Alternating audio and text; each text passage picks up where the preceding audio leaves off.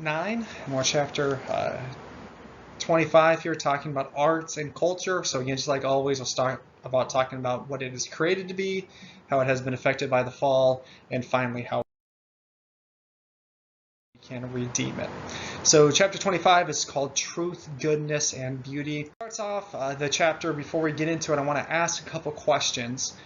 This chapter will probably make you rethink a lot of assumptions you have had that you probably never even thought about or realized you had.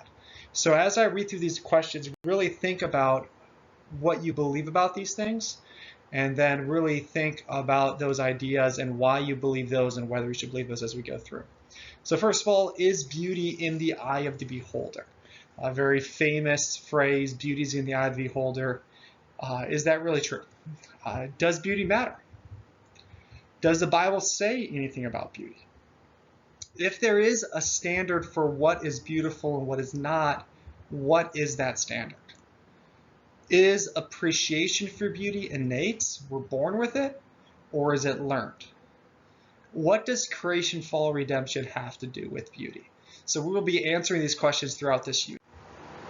It starts off the chapter talking about Joshua Bell, who is probably the, if not the, at least one of the most famous violinists in the world. His violin is a Stradivarius worth several $1 million. And it talks about how he went into a subway station in New York during rush hour and played one of the most beautiful pieces ever known to man on one of the most expensive instruments, one of the best, most skilled players, and most people just passed him by. He received about $30, and that's it. And it makes us think about beauty, and this is one of the things he said after that experience about beauty. One of the greatest achievements of any man in history, talking about the piece he played, a spiritually powerful piece, emotionally powerful, structurally perfect.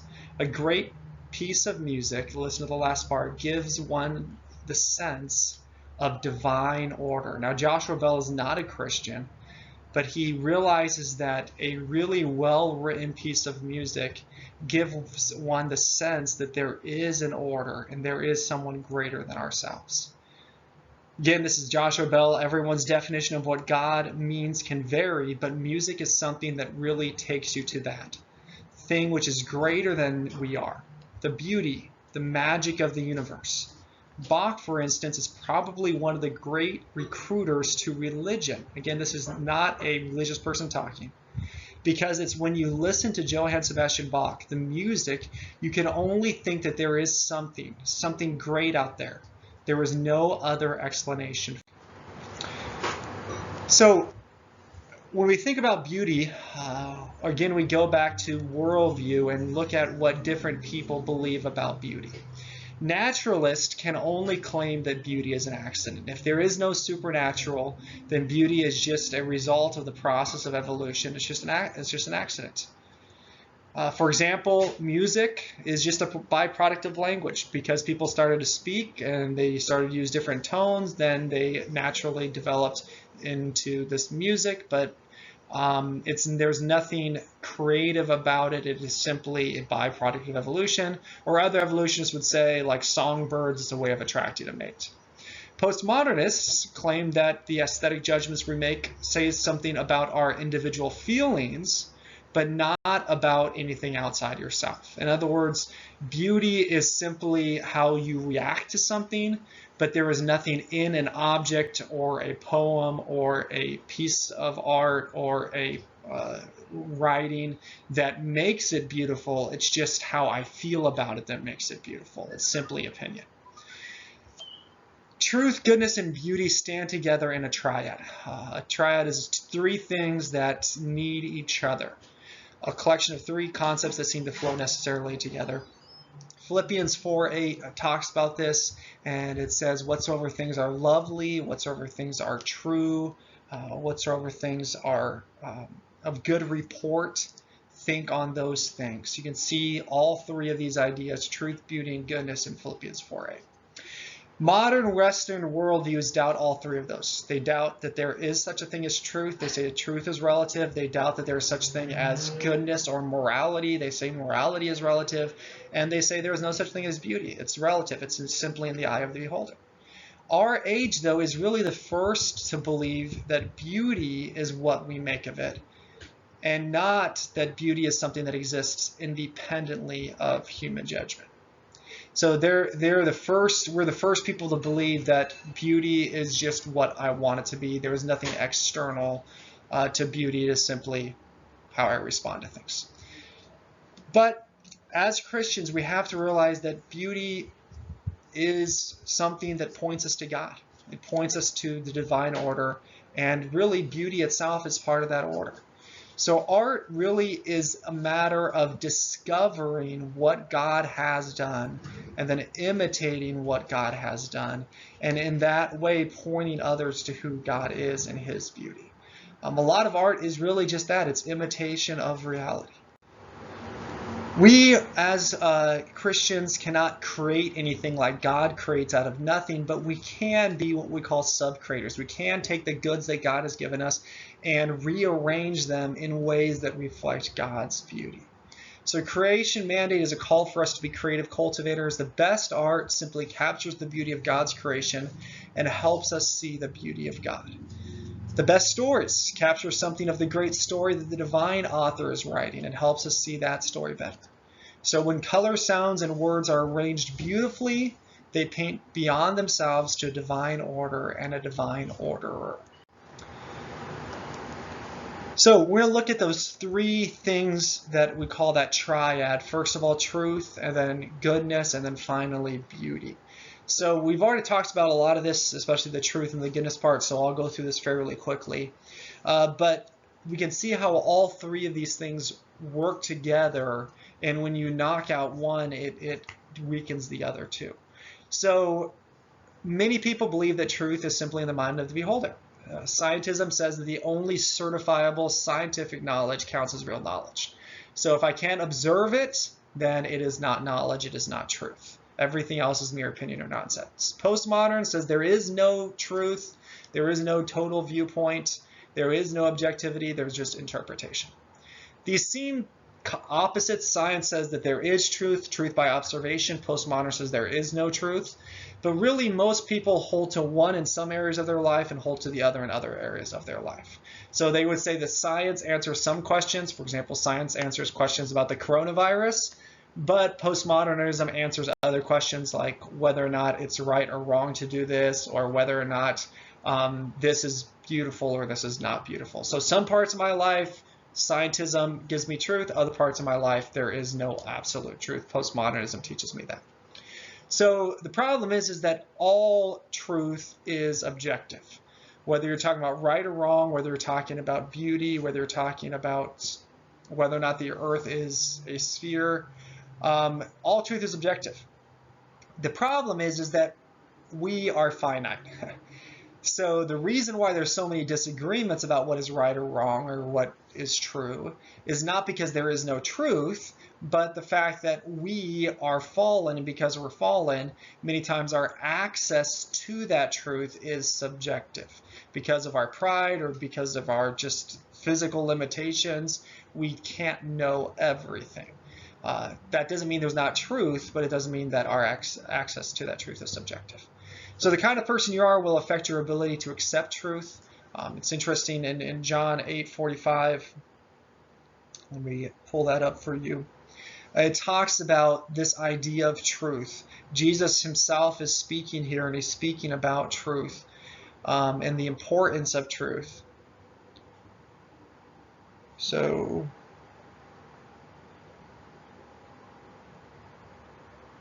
this is what he says. John 8:45.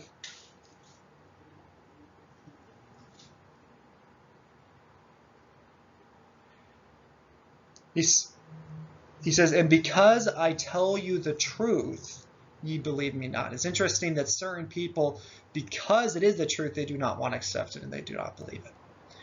So if you fear God, you have access to God's view. But if you reject God, you will not have that. So truth is not in the eye of the beholder. There is absolute truth, even though many times we don't have complete access to it because of our limitations. Here you have a picture of a lot of bones. This picture, these are real bones of real people, and this was taken after what is called the Khmer Rouge. They took control of Cambodia in 1975 with the goal of turning it into a communist country. They basically took everyone out of the cities, anyone that had any wealth or any position, they turned them into farmers. They killed many, many people, anyone that went into opposition to them. Most people estimate that between 1.7 and 2 million Cambodians died during the 4-year reign of the Khmer Rouge, led by Pol Pot. Now, pretty much everyone today would look at this event in Cambodia where 2 million Cambodians were slaughtered and say that that was wrong. Yet most people today at the same time would say that there is no such thing as morality. Scientism says morality is just an illusion. It's genetic in origin. It just helps us work together. That's why we've adopted it. Postmodernism says it's completely relative. It's just whatever you feel like. There is no standard.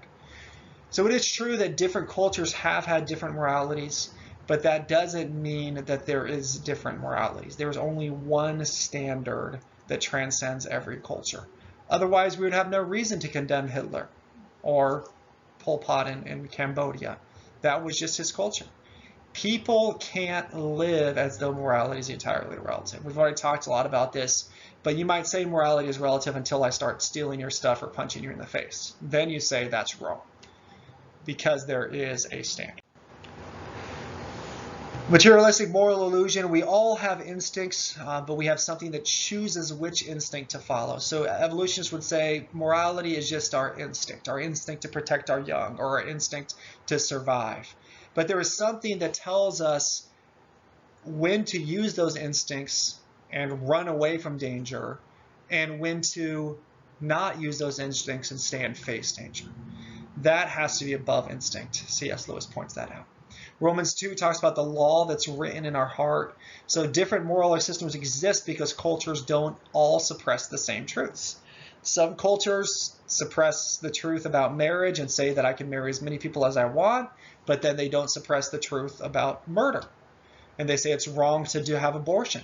Other cultures, like our culture, say you can't marry however many people you want, at least not yet, but it is okay to kill your child. So there is one transcendent truth, even though different cultures suppress different truths. It requires wisdom that only God can give, and that starts with the fear of God, to apply that to specific situations. So the demands of Christian morality are not just external motive matters, they are internal matters of the heart. 6 talks about. Finally, beauty. We have goodness, we have truth, and then beauty. Beauty is what makes art art. It's what makes art different from other things. So to call something art, we can say 2 things about it. Someone made it, and its appearance has the potential to reward those who pay attention to it. So something that is art is something that when you really focus on it and study it and understand it, the better you understand it, the more you focus on it, the more you are rewarded. Scientific view says that art is just, again, an accident, just like the peacock. It just shows the other peacocks, the peahens, that this peacock is powerful enough and has enough food and energy to use it in this extravagant way, and it's just a form of sexual selection. Again, there's no way to prove that. That's just the just-so story. We talked about those before. And really, it takes all significance from beauty. Postmodern, again, says that beauty is simply in the eye of the beholder. The book gives a story of a guard at the Louvre where it talks about how this person was staring at this painting, and he's like, I don't think this is beautiful. And the guard says, well, these paintings are no longer being judged. They're judging the people that are looking at them. In other words, people that have not studied art enough, or have not studied a poem enough and don't see the beauty, it's not because that poem isn't beautiful, it's because they haven't taken the time to really understand and see the beauty that is there. So beauty stands over, not just in us. Definitions: the quality or aggregate of qualities in a person or thing that gives pleasure to the senses or pleasurably exalts the mind or the spirit. The problem is many times we deceive ourselves about what is truly pleasurable. And we think that some things are more pleasurable just because we're lazy. We don't want to take the effort to really understand them, or because we are depraved and we think that sinful things are more pleasurable. The forms through which we recognize the nature and the ways of God is another way to think about beauty. The most effective form to realize a good purpose. So you can have to have both of those things, the form and a good purpose. So there are many effective forms, but that are used for a bad purpose, and therefore it is not beautiful. So for example, you can have, the book talks about a Nazi propagandist who made beautiful, moving films, but she used her ability to make films for a very evil purpose of denigrating other races. That was a beautiful form, but it was used for the wrong purpose. On the other hand, you can have very good purposes. For example, there are some really good Christian films in the sense that they're good because they have a good purpose, but they were made very poorly, so they're not beautiful. Everything in this world is affected by the fall. So there is no piece of art, there is no poem, there is no movie that is going to be completely beautiful. There is going to be tinges of the fall that make it ugly. But we want to push things back to their originally created purpose.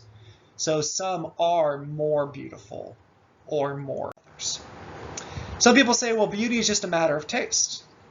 But if beauty is something real, then it's wrong to deny it.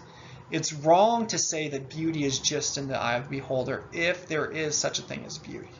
Just as it's wrong to say there's no truth or no goodness. It may be even wrong to not want to explore more beauty and see more of who our God is, and in our laziness. So people can justify their judgment by using critical reasoning. I have a picture here of The Voice.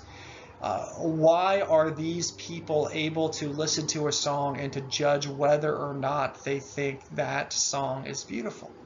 Because they have talent and they have been trained to hear talent. So they can judge and say this voice and this presentation is beautiful, or this voice or this presentation is not beautiful. If two people disagree, many times it is possible that one of them is wrong about beauty.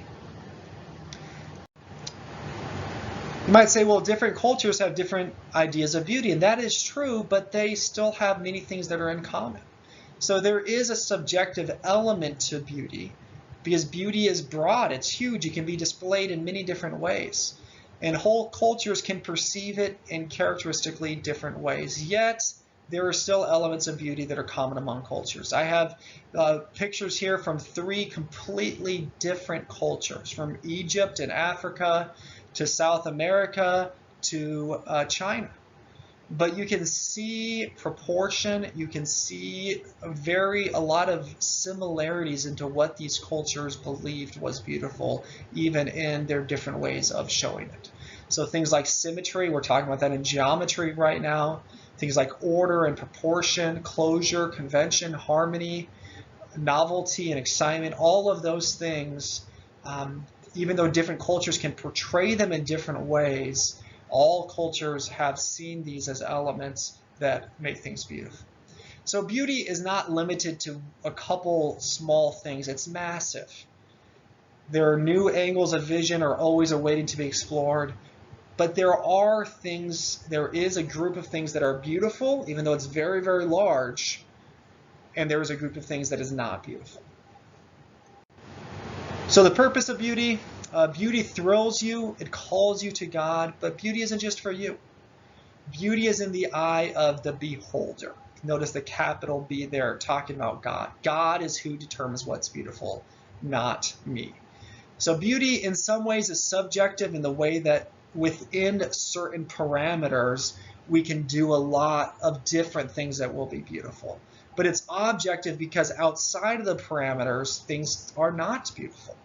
So there's a lot of different forms of beauty, but there is also things that are not beautiful. So you must be a certain kind of person to truly appreciate.